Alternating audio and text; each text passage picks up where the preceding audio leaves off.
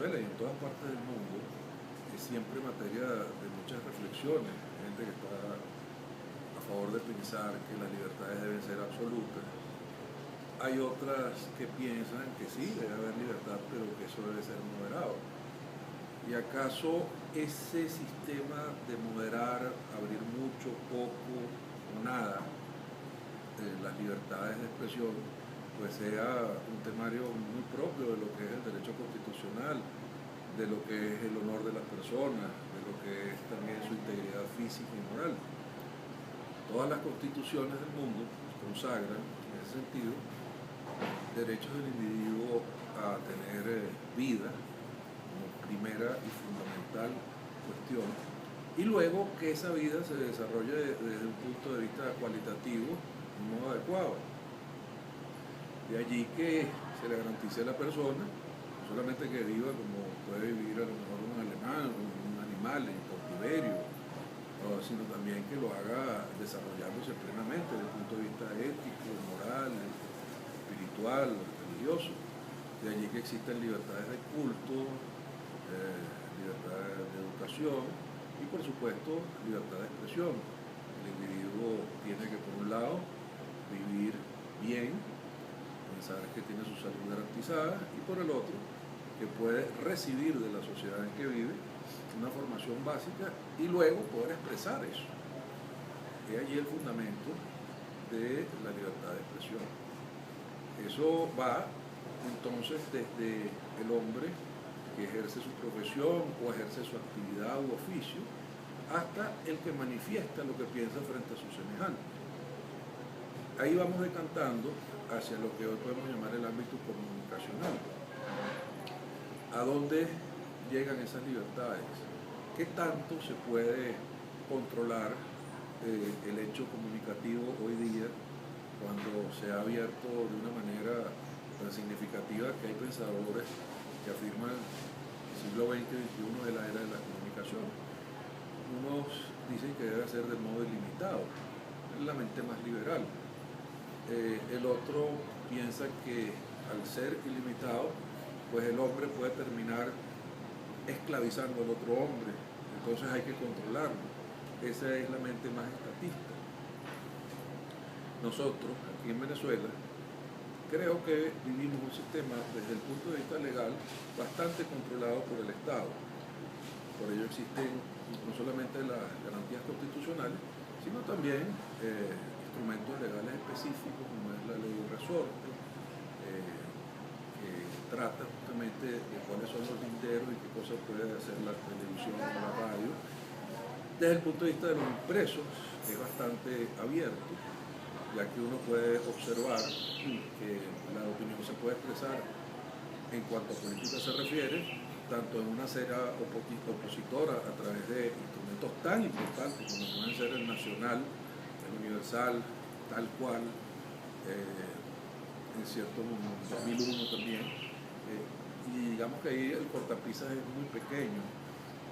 Uno observa las líneas editoriales de esos periódicos y dice son periódicos de oposición y de fuerte oposición.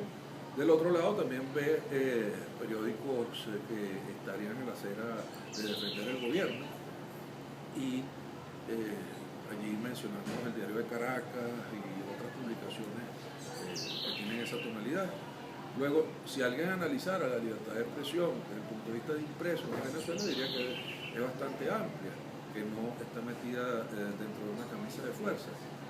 No así cuando a veces observa el estado de la radio o el de la televisión, ya que allí la ley resorte específicamente es muy concreta, porque inspirada en que son medios de comunicación masivos cuyo mensaje tiene una responsabilidad muy especial, pues el Estado también puede controlar mucho lo que allí sucede. Y en un sitio que está altamente polarizado desde el punto de vista político, no es de extrañar que los mecanismos de la ley resorte pueden funcionar en algunos casos de una manera inadecuada, inapropiada. Y en esto hay que recordar que hay pensadores que dicen que el problema no está en las leyes, sino en quienes las ejecutan. Entonces usted puede tener un sistema legal bastante bueno, pero si tiene de pronto administradores o ejecutantes de aquella ley, por llamarlo de algún modo, que lo hagan para favorecer unos u otros, pues entonces la cosa se complica. Hay quienes sospechan que la televisión está muy sesgada y que refleja justamente el clima de franca hostilidad política que tienen dos bandos en el país. Y entonces el bando que domina algunas veces se puede pensar que quiere someter al bando que no domina la administración pública. Nosotros vemos que existen líneas editoriales fuertes, contrarias al pensamiento del gobierno, en televisoras como Globovisión y algunas televisiones regionales. Luego existen líneas neutras que pretenden, entre comillas, a veces buscar un balance o equilibrio informativo, y vemos líneas que son absolutamente gobierneras, por llamarlo así, o del lado de lo que es la política del gobierno nacional. Esas tres conviven y algunas veces uno teme un poco por la línea opositora fuerte, porque siente que en aras de un tal equilibrio informativo, entonces se puede coartar la libertad de expresión diciendo que lo máximo que se llega es a tener equilibrio informativo. Y uno se pregunta, ¿y no es válido que suceda igual que en los impresos? Es decir, la línea editorial es opositora y punto. La respuesta es que si hay libertad de expresión comunicacional, sí se debería poder, sin ningún problema.